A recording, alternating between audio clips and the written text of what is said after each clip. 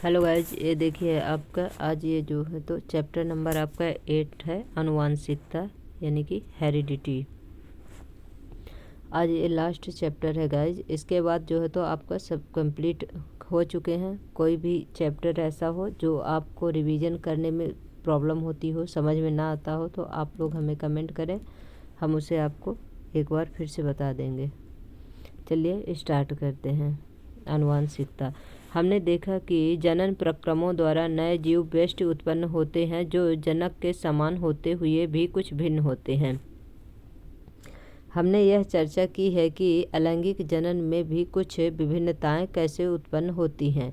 अधिकतम संख्या में सफल विभिन्नताएं लैंगिक प्रजनन द्वारा ही प्राप्त होती हैं। यदि हम गन्ने के खेत का अवलोकन करें तो हमें व्यष्टिगत पौधों में बहुत कम विभिन्नताएं दिखाई पड़ती हैं। मानव एवं अधिकतर जंतु जो लैंगिक जनन द्वारा उत्पन्न होते हैं, इनमें व्यष्टिगत स्तर पर अनेक विभिन्नताएं परिलक्षित होती हैं। इस अध्याय में हम उन क्रिया विधियों का अध्ययन करेंगे जिनके कारण विभिन्नताएं उत्पन्न एवं वंशागत होती हैं। अलैंगिक जनन में क्या होता है कि सेम उसी चीज़ को कलम लगाया जाता है जैसे गन्ने का, तो क्या होता है उसमें कोई विभिन्नताएं ज़्यादा देखने को नहीं मिलती हैं। लेकिन जो लैंगिक प्रजनन होते हैं इसमें क्या होता है, देखने में तो हमारे जैसे संतान होती हैं, संतति होती हैं, पर उसमें कुछ वेरिएशन होते हैं। जितनी संतान रहेंगी, 2 संतानें हैं, देखने में दोनों में थोड़ी क्या होते हैं, वेरिएशन होते हैं, विभिन्नताएं होती हैं। 8.1 जनन के दौरान विभिन्नताओं का संचयन। अब देखिए, जब जनन के दौरान किस प्रकार से विभिन्नताओं में संचयन होता है। पूर्ववर्ती पीढ़ी से वंशागति संतति को एक आधारिक शारीरिक अभिकल्प डिजाइन एवं कुछ विभिन्नताएं प्राप्त होती हैं। अब जरा सोचिए कि इस नई पीढ़ी के जनन का क्या परिणाम होगा। दूसरी पीढ़ी में पहली पीढ़ी से आहरित विभिन्नताएं एवं कुछ नई विभिन्नताएं उत्पन्न होंगी। यानी कि पहली पीढ़ी जो है और उसके बाद जो नेक्स्ट जनरेशन आएगी उसके बाद क्या होगा, उसमें कुछ न कुछ विभिन्नताएं वेरिएशन होंगी, उत्पन्न होंगी। चित्र 8.1 में उस स्थिति को दर्शाया गया है जबकि केवल एक एकल जीव जनन करता है, जैसा कि अलैंगिक जनन में होता है। यदि एक जीवाणु विभाजित होता है, अगर मान लीजिए बैक्टीरिया विभाजित होता है, तो परिणामतः 2 जीवाणु उत्पन्न होते हैं जो पुनः विभाजित होकर 4 बेस्ट जीवाणु उत्पन्न करेंगे जिनमें आपस में बहुत अधिक समानताएं होगी। उनमें आपस में बहुत कम अंतर होगा जो डीएनए की प्रतिकृति के समय न्यून त्रुटियों के कारण उत्पन्न हुई होंगी। परंतु यदि लैंगिक जनन होता तो विविधता अपेक्षाकृत और अधिक होती। यानी कि लैंगिक जनन होती तो उसमें वेरिएशन ज़्यादा होता है, जो अलैंगिक जनन है उसमें कम वेरिएशन होगा। इसके विषय में हम आनुवांशिकता के नियमों की चर्चा के समय देखेंगे। क्या किसी प्रजातियों में इन सभी विभिन्नताओं के साथ अपने अस्तित्व में रहने की संभावना एक समान है? निश्चित रूप से नहीं। प्रकृति की विविधता के आधार पर विभिन्न जीवों को विभिन्न प्रकार के लाभ हो सकते हैं। उष्णता को सहन करने की क्षमता वाले जीवाणुओं को अधिक गर्मी से बचने की संभावना अधिक होती है। उसकी चर्चा हम पहले कर चुके हैं। पर्यावरण कारकों द्वारा उत्तम परिवर्तन का चयन जैव विकास प्रक्रम का आधार बनाता है, जिसकी चर्चा हम आगे करेंगे। अब इसे देख लीजिए 8.1 में किस प्रकार से, देखिए पहले ये एकल जीव है, फिर इसमें क्या होता है, अलैंगिक जनन होता है और 2 जीव होते हैं। ये क्या है, बैक्टीरिया का एग्जाम्पल। फिर इन दोनों में से जब फिर न्यू संतत होती है तो फिर 2-2 हो जाते हैं। तो इसमें देखिए क्या हो, उत्तरोत्तर पीढ़ियों में विविधता की उत्पत्ति। शीर्ष पर दर्शाए गए पहली पीढ़ी के जीव मान लीजिए कि 2 संतति को जन्म देंगे जिनकी आधारभूत शारीरिक संरचना तो एक समान होंगी, परंतु विभिन्नताएं भी होंगी। कहने का मतलब इनकी बॉडी जो है तो बॉडी का स्ट्रक्चर जो है तो सेम होंगे, पर इनके जो गुण हैं तो उसमें क्या होंगे, वेरिएशन होगा। इनमें से प्रत्येक अगली पीढ़ी में 2 जीवों को उत्पन्न करेगा। ये देखिए पहले क्या है, ये सिंगल है, फिर इसके बाद 2 है, फिर इन 2 में से इन 2 पैदा हो रहे हैं। फिर क्या है आपका, इनमें से प्रत्येक अगली पीढ़ी में 2 जीवों को उत्पन्न करेगा। चित्र में सबसे नीचे दिखाए गए चारों जीव बेस्ट स्तर पर एक दूसरे से भिन्न होंगे। कुछ विभिन्नताएं विशिष्ट होंगी, जबकि कुछ उन्हें अपने जनक से प्राप्त हुई हैं, जो स्वयं आपस में एक दूसरे से भिन्न थे। कुछ तो अपने जनक से इनको प्राप्त हुई है, कुछ इसमें जो है तो विशिष्ट विभिन्नताएं होंगी, कुछ स्पेशल इनमें वेरिएशन होगा। अब देखिए क्या है 8.2 आनुवांशिकता क्या है। जनन प्रक्रम का सबसे महत्वपूर्ण परिणाम संतति के जीवों के समान डिजाइन अभिकल्पना का होना है। आनुवांशिकता नियम इस बात का निर्धारण करते हैं जिनके द्वारा विभिन्न लक्षण पूर्ण विश्वसनीयता के साथ वंशागत होते हैं। आइए इन नियमों का ध्यानपूर्वक अध्ययन करें। अब क्या है इस नियम का देखते हैं क्या क्या आनुवांशिकता के क्या लक्षण है। वंशागत लक्षण क्या है। वास्तव में समानता एवं विभिन्नताओं से हमारा क्या अभिप्राय है। हम जानते हैं कि शिशु में मानव के सभी आधारभूत लक्षण होते हैं, फिर भी यह पूर्ण रूप से अपने जनकों जैसा दिखाई नहीं पड़ता तथा मानव समिष्टि में यह विभिन्नता स्पष्ट दिखाई देती है। यानी कि जो पेरेंट्स होते हैं सेम उसी तरह के नहीं होते हैं, थोड़ा सा उनमें जो न्यू जनरेशन होती है उसमें क्या होता है, थोड़ा डिफरेंट होता है। जैसे यहाँ एग्जाम्पल देखिए क्या इधर दिया हुआ है, जो चित्र 8.2 में क्या दिया हुआ देखिए। ए में क्या दिया है, स्वतंत्र। ये देखिए इसका कान देखिए, ये क्या है, ये स्वतंत्र है। अब फिर इधर बी में देखिए किस तरीके से ये जुड़ा हुआ है। तो क्या बोल रहा है, ए स्वतंत्र तथा बी में क्या है, जुड़े कर्णपाली। कान के निचले भाग को कर्णपाली कहते हैं। यह कुछ लोगों में सिर के पार्श्व में पूर्ण रूप से जुड़ा होता है, परंतु कुछ में नहीं। स्वतंत्र एवं जुड़े कर्णपाली मानव समिष्टि में पाए जाने वाले 2 परिवर्तन हैं। क्रियाकलाप 8.1 अपनी कक्षा में सभी छात्रों के कान का अवलोकन कीजिए। ऐसे छात्रों की सूची बनाइए जिनके कर्णपाली एयर लोब स्वतंत्र हों तथा जुड़ी हों। जुड़े कर्णपाली वाले छात्रों एवं स्वतंत्र कर्णपाली वाले छात्रों के प्रतिशत की गणना कीजिए। प्रत्येक छात्र के कर्णपाली के प्रकार को उनके जनक से मिलाकर देखिए। इसे प्रेक्षण के आधार पर कर्णपाली के वंशागति के संभावित नियम का सुझाव दीजिए कि कौन वंशागति को फॉलो कर रहा है, कौन कौन सी चीज़ें। अब देखिए क्या है 8.2 में क्या है 8.22 लक्षणों की वंशागति के नियम। मेंडल का क्या योगदान है देखिए। मानव में मेंडल को क्या कहते हैं, इनका आनुवंशिकी का पिता कहते हैं। मानव में लक्षणों की वंशागति के नियम इस बात पर आधारित है कि माता एवं पिता दोनों ही समान मात्रा में आनुवंशिक पदार्थ को संतति शिशु में स्थानांतरित करते हैं। इसका अर्थ यह है कि प्रत्येक लक्षण पिता और माता के डीएनए से प्रभावित हो सकते हैं। अतः प्रत्येक लक्षण के लिए प्रत्येक संतति में 2 विकल्प होंगे। फिर संतान में कौन सा लक्षण परिलक्षित होगा। मेंडल वॉक्स में देखिए ने इस प्रकार की वंशागति के कुछ मुख्य नियम प्रस्तुत किए। उन प्रयोगों के बारे में जानना अत्यंत रोचक होगा जो उसने लगभग 1 शताब्दी से भी पहले किए थे।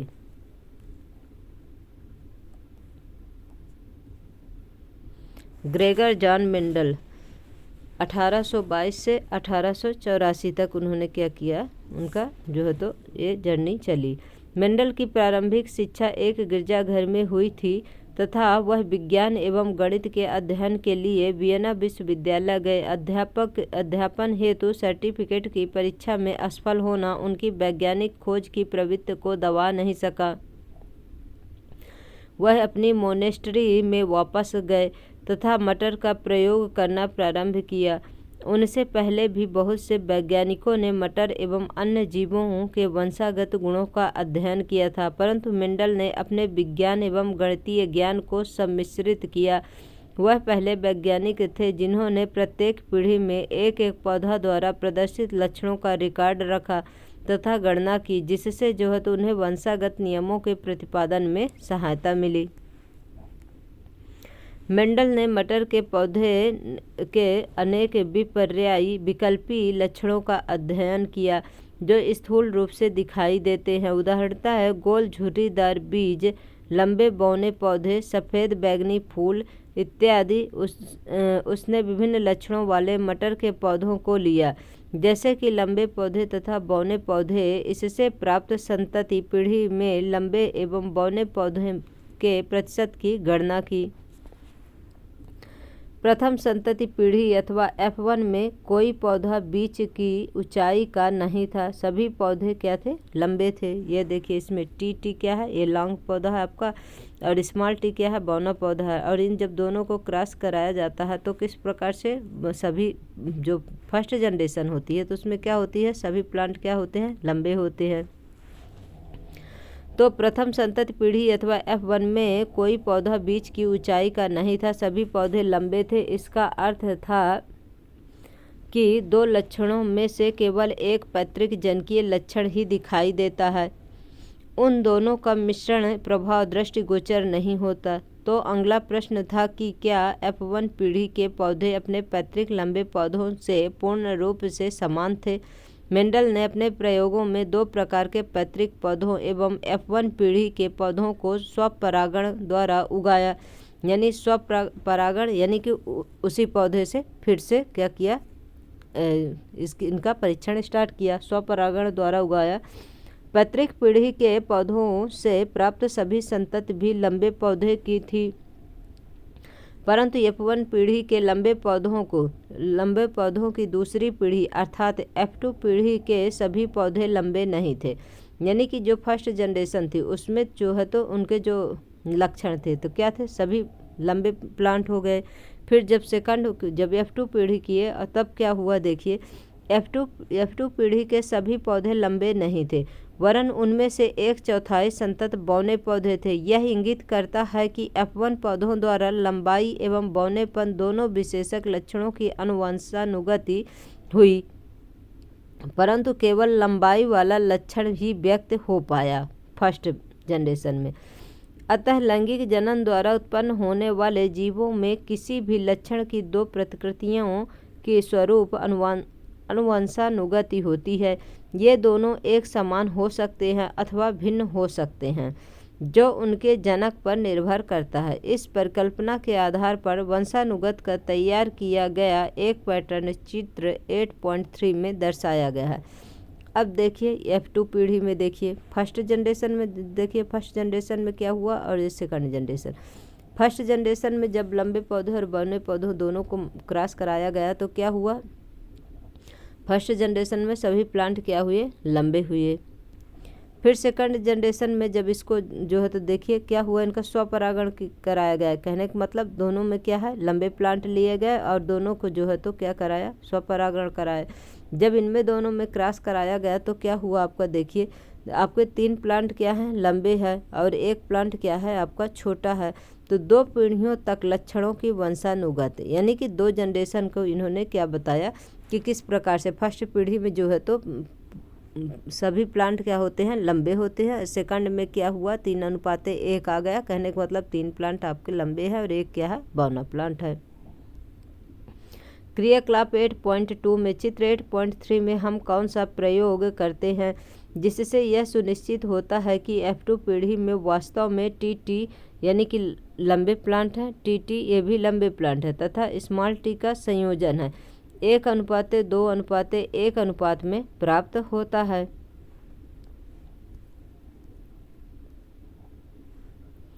फिर देखिए इस व्याख्या में जो ये टी एवं टी कहने का मतलब ये तो लॉन्ग प्लांट है, फिर इसके बाद फर्स्ट जनरेशन है, दोनों ही क्या हुए, लंबे होते हैं। जबकि केवल जो स्मॉल टी वाले बौने पौधे हैं, दूसरे शब्दों में टी की एक प्रति ही पौधे को लंबा बनाने के लिए पर्याप्त है। इसमें से जो 2 टी हैं, कहने का मतलब 2 लॉन्ग प्लांट है, उसमें से क्या हुआ, एक टी भी जैसे आ रहा नेक्स्ट जनरेशन में तो उसमें भी क्या हो रहा, फर्स्ट जनरेशन में सभी प्लांट लंबे हो रहे हैं।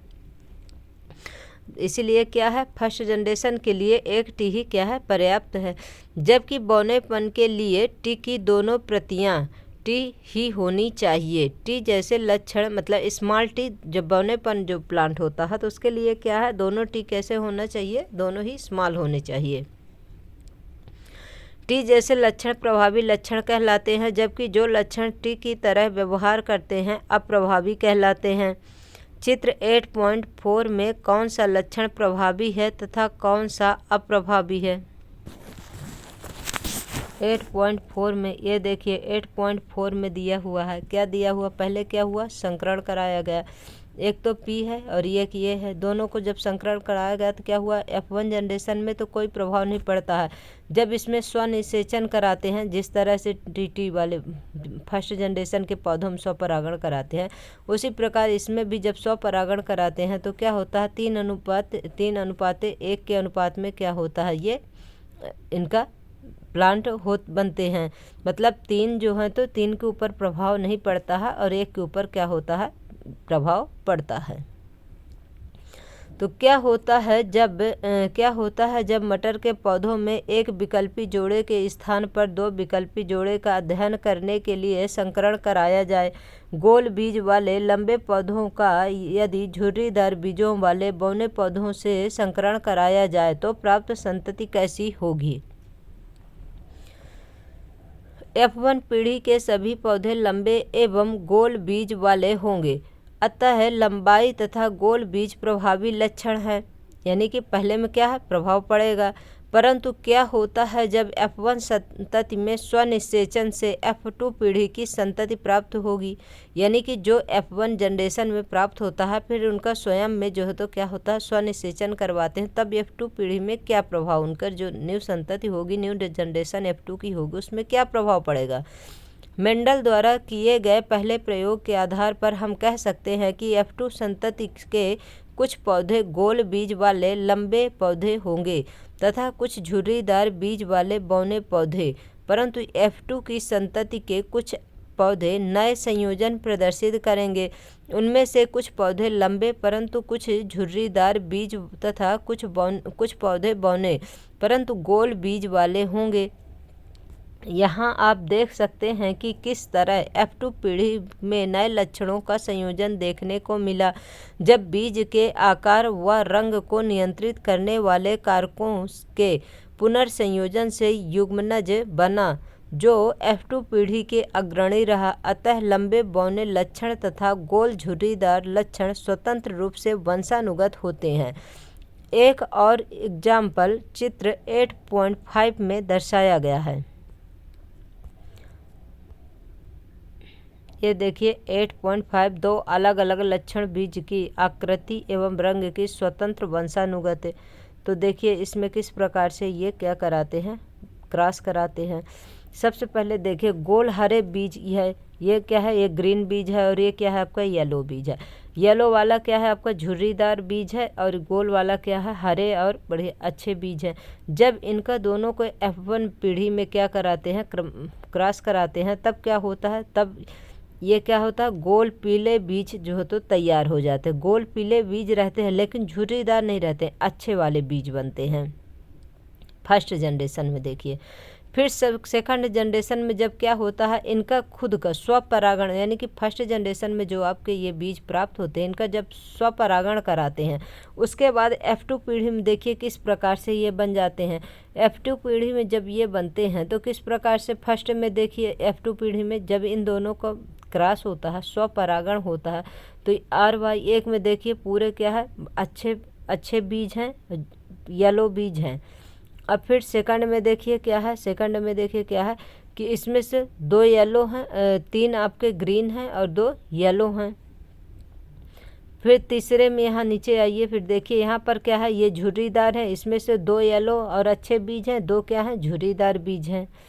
फिर और नीचे आइए तो क्या है आपका, इसमें से एक ये देखिए कि एक जो है तो आपका क्या है, येलो है, अच्छे वाला बीज है, और एक देखिए ग्रीन वाला है, अच्छा बीज है। फिर इसमें येलो और ग्रीन 2 क्या हैं, एक येलो और एक ग्रीन क्या है, ये झुर्रीदार हैं और कलरफुल है, येलो भी है और ग्रीन भी है, लेकिन दोनों क्या हो गए यहाँ पर, इसके जो है तो सेकंड जनरेशन में क्या हो गए, इसके लक्षण जो है तो झुर्रीदार वाले प्रकट हो गए, मतलब दिखने लगे। तो 315 गोल बीज वाले कितने हो गए, 9 हो गए। देखिए इसमें कितने गोल बीज वाले कितने हैं, 9 हैं। 1 2 3 4 5 6 7 8 9। पीले वाले देखिए 9 हो गए, अच्छे बीज हैं, और उसमें जो है तो क्या है, झुर्रीदार नहीं है। वो कितने हैं, 9 हैं। आपके 108 गोल हरे बीज कितने हैं, देखिए गोल हरे बीज कितने हैं, तो 1 2 3 हैं, तो 3 हैं आपके।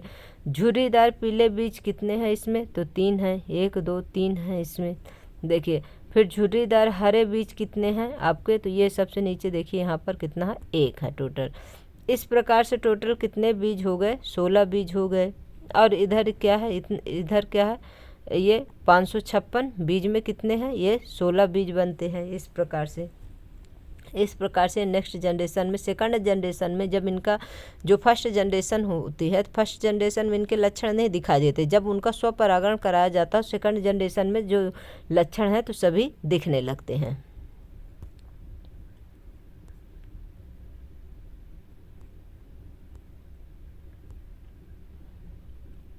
अब देखिए 8.2.3, यह लक्षण अपने आप को किस प्रकार व्यक्त करते हैं, मतलब ये जो लक्षण है तो किस प्रकार अपने आप को व्यक्त करते हैं, बताते हैं।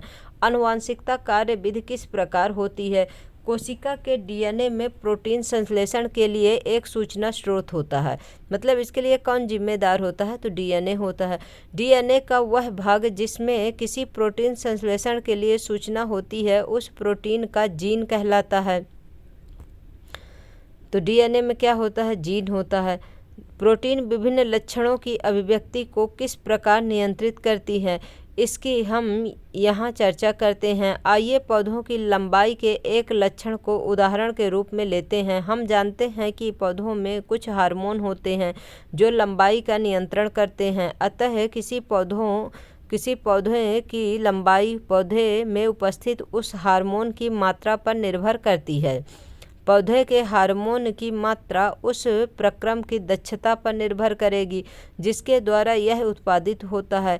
एंजाइम इस प्रक्रम के लिए महत्वपूर्ण है। यदि यह एंजाइम प्रकीर्ण दक्षता से कार्य करेगा तो हार्मोन पर्याप्त मात्रा में बनेगा तथा पौधा लंबा होगा। यदि इस प्रोटीन के जीन में कुछ परिवर्तन आते हैं तो बनने वाली प्रोटीन की दक्षता पर प्रभाव पड़ेगा, वह कम दक्ष होगी, अतः बनने वाले हार्मोन की मात्रा भी कम होगी तथा पौधा बौना होगा। अतः जीन लक्षणों को नियंत्रित करते हैं। जीन जो है तो क्या है, लक्षण को नियंत्रित करते हैं। यदि मेंडल के प्रयोगों की व्याख्या जिसकी हम चर्चा कर रहे थे ठीक है तो इसकी चर्चा हम पिछले अध्याय में कर चुके हैं। लैंगिक प्रजनन के दौरान संतति के डीएनए में दोनों जनक का समान रूप से योगदान होगा। यदि दोनों जनक संतति के लक्षण के निर्धारण में सहायता करते हैं तो दोनों जनक एक ही जीन की एक प्रतिकृति संतति को प्रदान करेंगे। इसका अर्थ है कि मटर के प्रत्येक पौधे में सभी जीन के 2 सेट होंगे। प्रत्येक जनक से एक सेट की वंशानुगति होती है। इस तरीके को सफल करने के लिए प्रत्येक जनन कोशिका में जीन का केवल एक ही सेट होगा, जबकि सामान्य कायिक कोशिका में जीन के सेट की 2 प्रतियां कॉपीज होती हैं। फिर इनसे जनन कोशिका में इसका एक सेट किस प्रकार बनता है। यदि संतति पौधे को जनक पौधे से संपूर्ण जीनों का एक पूर्ण सेट प्राप्त होता है तो 8.5 में दर्शाया प्रयोग सफल नहीं हो सकता। इसका मुख्य कारण यह है कि 2 लक्षण R तथा Y सेट में एक दूसरे से संलग्न रहेंगे तथा स्वतंत्र रूप से आहरित नहीं हो सकते। इसे इस तथ्य के आधार पर समझा जा सकता है कि वास्तव में एक जीन सेट केवल एक डीएनए श्रृंखला के रूप में न होकर डीएनए के अलग अलग स्वतंत्र रूप में होते हैं। प्रत्येक एक गुणसूत्र कहलाता है। अतः प्रत्येक कोशिका में प्रत्येक गुणसूत्र की 2 प्रतिकृतियां होती हैं जिनमें से एक नर तथा दूसरी मादा जनक से प्राप्त होती हैं। प्रत्येक जनक कोशिका पैतृक अथवा मात्रक के गुणसूत्र के प्रत्येक जोड़े का केवल एक गुणसूत्र ही एक जनन कोशिका युग्मक में जाता है।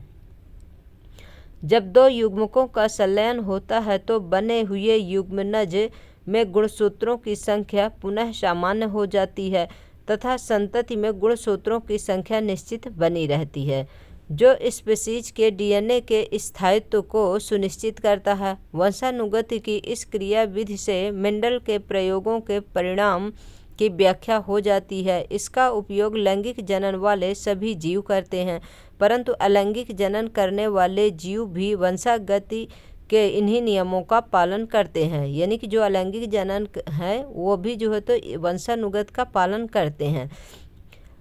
क्या हम पता लगा सकते हैं कि उनमें वंशानुगति किस प्रकार होती है? नर तथा मादा हैं ये क्या है? युग्मक हैं। एक्स वाई, नर में क्या होते हैं? एक्स वाई गुणसूत्र होते हैं। मादा में क्या होते हैं? एक्स एक्स गुणसूत्र होते हैं। जब एक एक्स और एक एक्स मिलता है तो क्या होती है? युग्मनज बनता है और इससे उत्पन्न होने वाली संतान क्या होती है? पुत्री होती है। और जब एक्स और वाई मिलते हैं तब इसमें से उत्पन्न होने वाली संतान नर यानी कि पुत्र होता है। मानव में लिंग निर्धारण किसके द्वारा होता है?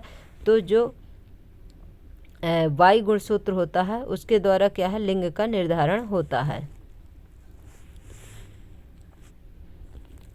8.2.4 लिंग निर्धारण।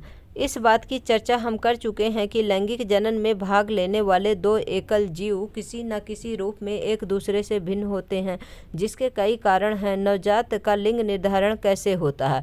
अलग अलग स्पीशीज इसके लिए अलग अलग युक्ति अपनाते हैं। कुछ पूर्ण रूप से पर्यावरण पर निर्भर करते हैं, इसलिए कुछ प्राणियों में जैसे कुछ सरीसृप लिंग निर्धारण निषेचित अंडे युग्मक के ऊष्मायन ताप पर निर्भर करता है। जैसे सरीसृप है तो इसके किसके ऊपर ये डिपेंड करते हैं? उसमें टेम्परेचर पर निर्भर करता है कि संतति नर होगी या मादा।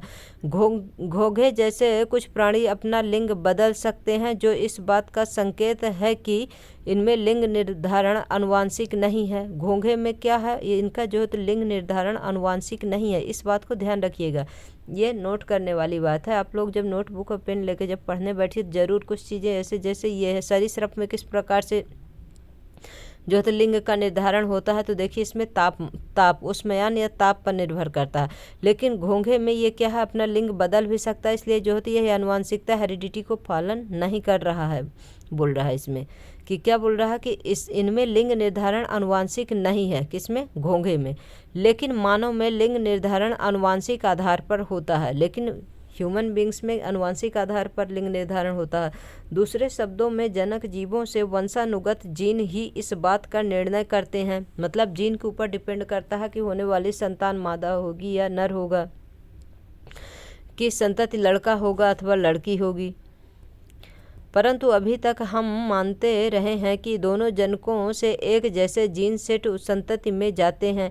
यदि यह शाश्वत नियम है तो फिर लिंग निर्धारण वंशानुगत कैसे हो सकता है? इसकी व्याख्या इस तथ्य में निहित है कि मानव के सभी गुणसूत्र पूर्ण रूपेण युग्म नहीं होते। मानव में अधिकतर गुणसूत्र माता और पिता के गुणसूत्रों के प्रतिरूप होते हैं और इनकी संख्या 22 जोड़े है। परंतु एक युग्म जिसे लिंग सूत्र कहते हैं, जो सदा पूर्ण जोड़े में नहीं होते। स्त्री में गुणसूत्र का पूर्ण युग्म होता है तथा दोनों एक्स कहलाते हैं, लेकिन पुरुष नर में यह जोड़ा परिपूर्ण जोड़ा नहीं होता है, जिसमें एक गुणसूत्र सामान्य आकार का एक्स होता है तथा दूसरा गुणसूत्र छोटा होता है, जिसे वाई गुणसूत्र कहते हैं। इनकी संख्या कितनी होती है? 22 जोड़े होती है। और एक्स वाई और एक्स एक्स ये क्या है? ये लिंग निर्धारण गुणसूत्र होते हैं। और जो मतलब ये स्त्रियों में कहने का मतलब यह है कि एक्स गुणसूत्र कहलाते हैं, लेकिन पुरुष नर में यह जोड़ा परिपूर्ण जोड़ा नहीं होता। इसमें एक गुणसूत्र सामान्य आकार का एक्स होता है, दूसरा छोटा होता है, वो क्या होता है? वाई गुणसूत्र होता है। अतः स्त्रियों में एक्स एक्स तथा पुरुष में वाई एक्स वाई गुणसूत्र होते हैं। क्या अब हम एक्स और वाई का वंशानुगत पैटर्न पता कर सकते हैं? जैसा कि चित्र 8.6 में दर्शाया गया है। ये 8.6 में ये चित्र में देखिए, ये नर है, ये मादा है। इसमें क्या है? युग्मक बनते हैं जो तो क्या है? एक्स वाई गुणसूत्र है, और इसमें मादा में क्या है? एक्स एक्स गुणसूत्र होते हैं। जब नर का एक्स और मादा का एक्स मिलता है तो क्या उत्पन्न होने वाली संतान क्या होती है? लड़की होती है। और जब पुरुष का वायु गुणसूत्र और मादा नर का वायु गुणसूत्र और मादा का जो है तो एक्स गुणसूत्र मिलता है, तब क्या उत्पन्न होने वाली संतान क्या होती है? लड़का होता है।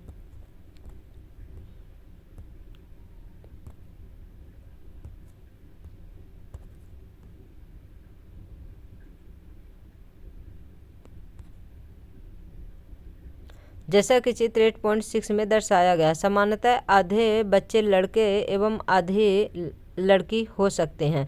सभी बच्चे, चाहे वह लड़का हो अथवा लड़की, अपनी माता के एक्स गुणसूत्र प्राप्त करते हैं। माता से कौन सा गुणसूत्र लेते हैं? एक्स गुणसूत्र लेते हैं।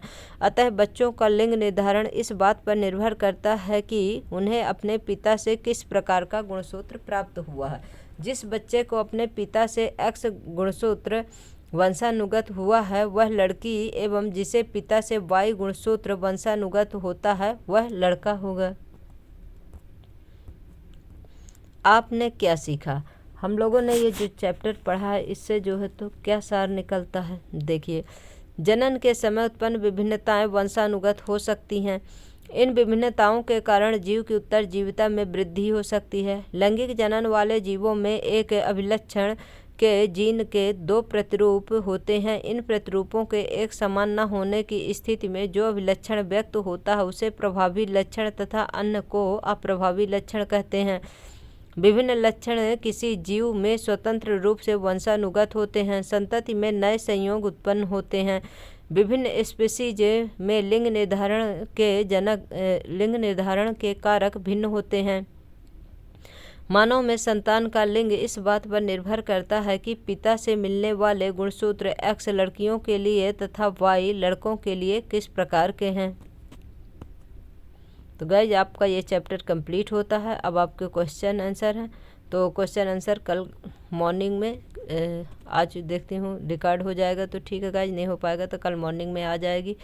और इस क्लास को पढ़िए आप। आज से ये पूरा आपका क्लास 10 पूरी तरह से कंप्लीट हो चुका है गाइज हमारे इसमें से। अब आपको क्या पढ़ना है, कुछ और पढ़ना हो तो बताइए हमें। और हमारे क्लास को गाइज लाइक करिए, सब्सक्राइब कर लीजिए और कमेंट भी करिए जो भी पढ़ना हो आपको। बेल आइकन ज़रूर प्रेस कर लीजिए जिससे आप लोगों को नोटिफिकेशन मिलता रहे। Thank you so much guys.